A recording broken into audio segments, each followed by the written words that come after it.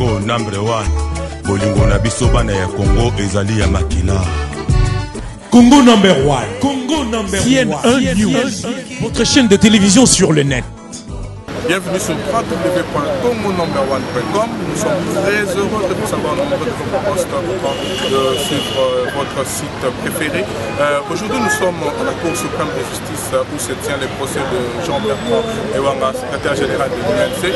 Comme vous le savez, Congo #1 toujours là pour vous informer et descendre sur place pour avoir des informations à la source. Sans beaucoup parler, nous vous laissons suivre quelques extraits et puis nous allons nous retrouver tout juste après. TNN News, Congo #1 TV, votre site d'information. #1 en qualité, #1 en actualité.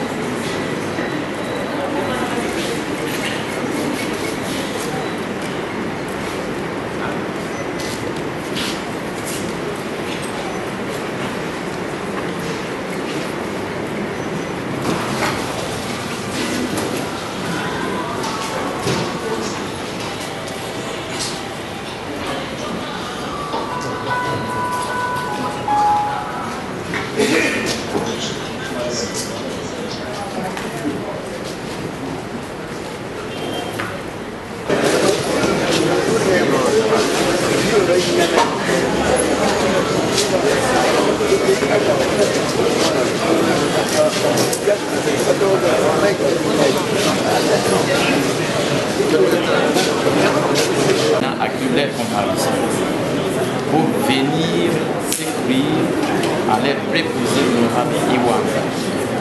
Malheureusement, la Cour n'a pas bien observé la loi.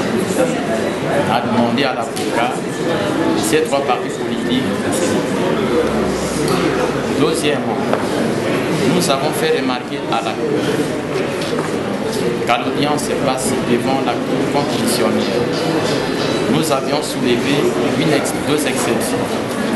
Malheureusement ici, la Cour constitutionnelle avait répondu seulement une seule exception. C'est pourquoi nous avons réclamé que cette Cour puisse surseoir en attendant que la Cour constitutionnelle vide ces problèmes de constitutionnalité. Tout à l'heure, nous venons encore de soulever une nouvelle exception d'inconstitutionnalité par rapport à l'incrimination d'incitation à la haine raciale et tribale. Parce que le président Mobutu, qui avait signé cette ordonnance de loi, n'avait pas compétence par rapport à la condition de loi. Lui ne pouvait signer que le décret loi. C'est pourquoi une fois de plus, on a soulevé cette exception d'inconstitutionnalité. Et nous avons demandé à la Cour de surseoir. C'est pourquoi la Cour s'est retirée pour prendre ça en délibéré et puis ils viendront donner la réponse. Une bonne réponse.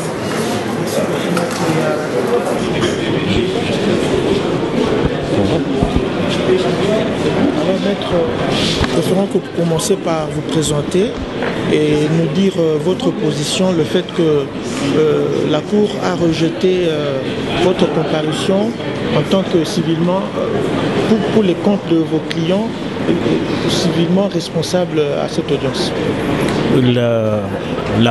Disons, comme nous l'avons démontré, au nom de mes clients, les civilement responsables de l'honorable Ouanga, et l'audience étant publique, vous l'avez couverte, j'ai donné lecture de la loi qui autorise aux prévenus de citer qui il veut pour faire entendre sa voix et assurer sa défense. Et ceci rentre dans ce qu'on appelle à l'article 61 de la Constitution la garantie des droits de la défense. Parce que s'il est condamné aux amendes, il ne faudrait pas que ce soit les finances de l'honorable Ouanga qui souffrent, que ce soit la trésorerie des partis politiques qui l'avaient mandaté à la traduction de leur message au public. Mais comme le ministère public et la Cour n'ont pas entendu cela, nous nous sommes inclinés parce que contre une décision de la Cour, en dehors des voies de recours, il n'y a pas autre manière de protester.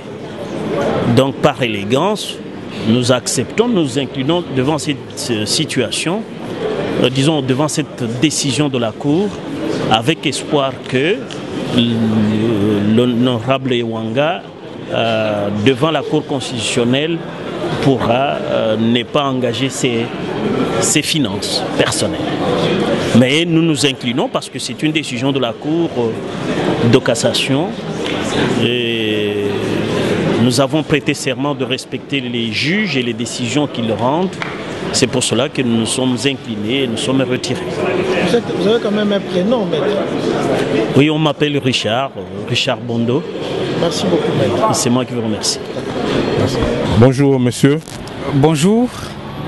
Comment on vous appelle? Dites-nous qui êtes-vous par rapport à ce qui se passe aujourd'hui à la Cour suprême de justice.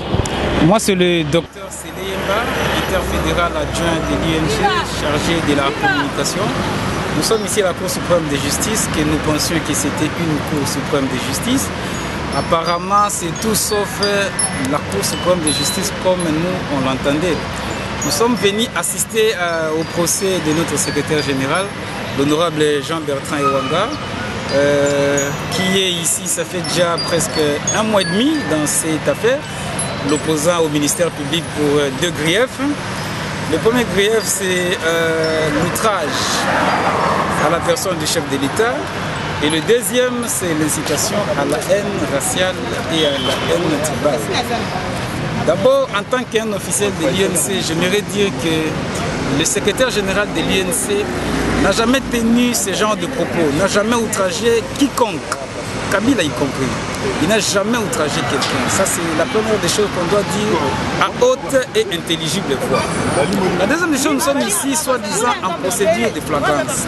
Soi-disant en procédure de flagrance parce que les collectifs de nos avocats ont démontré noir sur blanc que l'infraction sur la flagrance, la loi sur la flagrance était une loi inconstitutionnelle ou anticonstitutionnelle. Ils ont soulevé en son temps une exception sur cette question. Malheureusement, la Cour que nous pensions qui était de justice a balayé des revers de la main sans aucune explication légale. Je dis sans base légale. On va balayer la première exception que nous avions soulevée. Nous avons dit alors déjà en son temps que c'était mal parti. J'aimerais encore rentrer sur la flagrance. Nous étions surpris que le procureur général de la République dise qu'une infraction, dise qu'on prenait quelqu'un par flagrance ou alors une infraction, j'allais dire, si je peux expliciter son idée, parce que j'étais vraiment choqué d'apprendre que selon lui, la flagrance était une infraction qui venait de se commettre. Alors que nous savions depuis la nuit des temps que prendre quelqu'un en flagrance, c'est le prendre la main dans les sacs. Le secrétaire général Ouanga a tenu son propos au discours, au meeting de l'opposition, c'était vers 13h. vers 12h, 13h. À 14h prendra fin la manifestation. Mais on va l'appréhender le lendemain vers 5h, bien qu'on l'avait déjà encerclé, vers 3h. Nous étions surpris que ce soit des hommes cagoulés. Et par après, ça serait au nom l'ANER ou alors le parquet général de la République qui avait lancé ces mandats d'arrêt. Nous n'avons pas compris que ce soit d'abord des hommes cagoulés. Ça, c'était sur la flagrance. Deuxième chose, nos avocats ont eu à balayer encore le premier greffe sur lequel on l'accuse, soi-disant qu'il aurait outragé le chef de l'État. La loi sur l'outrage au chef de l'État date de 1963 sous l'époque du président Joseph Kasavubu. Malheureusement, en son temps, la constitution de l'époque disait que le président de la République pouvait prendre l'ordonnance, mais qui devait être ratifié par le Parlement dans les 6 mois qui venaient. Le Parlement de l'époque n'a jamais ratifié cette ordonnance du président de la République Kasavubu, et par ricochet, la loi elle-même posait déjà problème et était à la barre. La Cour suprême, les juges de la Cour ont balayé encore cet argumentaire fondé, sans argument de leur part. Ce qui fait que sans soubassement juridique, notre argumentaire ou alors notre exception, toujours sur la forme, a été balayée. Autre chose encore, c'est le deuxième infraction sur le pays à traiter ainsi. Incitation à la haine raciale et tribale. Nous étions surpris. Angie j'y était personnellement. Je ne sais pas s'il y avait combien de races, à part la race noire. Que le procureur de la République, en son temps, nous explique qu'est-ce qu'il attendait. Non, tribal. Qu'ils nous disent, le SG, peut-être que vous ne savez pas, nous avons près de 450 à 500 tribus en République démocratique du Congo. Je ne sais pas quelle est cette race qui a été attaquée. Parce qu'on dit qu'il aurait traité Kabila des Rwandais. Bon, à supposer qu'il avait traité Kabila des Rwandais. Être Rwandais, ou bien le Rwandais, ou bien être Munyarwanda. Ceux qui n'ont pas les attributs dans la République démocratique du Congo, je suis informé à peine, je ne savais pas qu'ils allaient tribuer dans la République démocratique du Congo. Car cela n'était pas des problèmes. Toujours sur cette histoire d'incitation à la haine tribale. Quand est-ce que le SG Ouanga dit ça? Nulle part et aucune fois. Ok, merci monsieur Sélé. Je vous remercie. De Congo Number One, là vous venez de suivre la première partie de l'audience du séjour à la Cour suprême de justice dont le prévenu est l'honorable Jean-Bertrand Ewanga, le secrétaire général de l'INC. Il est accusé de l'offense au chef de l'État et n'est-ce pas à l'incitation au racisme et au tribalisme. Alors là, il y a eu débat. Ses alliés de l'ECD de Martin Fayoum ainsi que de l'IDPS ont délégué un avocat appelé civilement, n'est-ce pas, responsable pour parler de leur part et au cas échéant si vous pouvez avoir de pénalités à payer, que tous payent cela. Mais n'est-ce pas, la Cour a rejeté cet avocat et n'a pas voulu l'accepter pendant l'audience. Alors le procès reste ouvert dans l'espoir de vous proposer encore la seconde partie qui continuera tout à l'heure.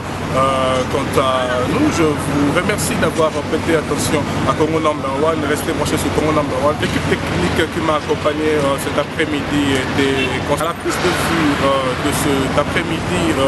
Nous avons Patrick Mbandou et au montage Tracy Pro Belenga qui va assurer, n'est-ce pas. Je remercie le boss Abeb Ali Bordeaux depuis Paris qui ne cesse de nous faire confiance. Allez, au revoir. Congo Number One, bolingo na biso bana ya Congo ezali ya makila. Congo Number One, Congo Number One, CNN1 News, votre chaîne de télévision sur le net.